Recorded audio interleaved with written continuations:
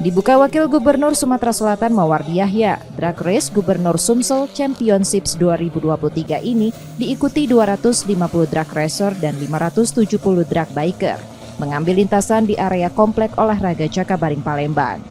Peserta tidak hanya dari Sumatera Selatan saja, namun juga beberapa provinsi lain di Sumatera. Event ini menjadi sarana membina dan menyalurkan bakat pembalap di Sumsel.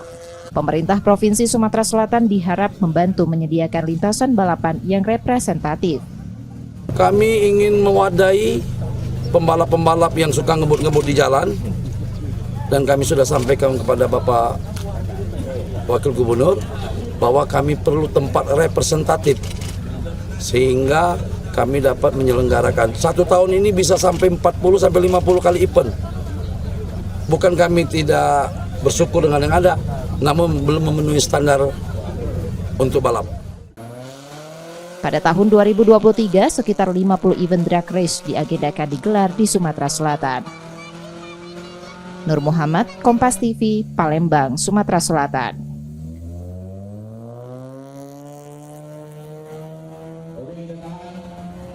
Terima kasih para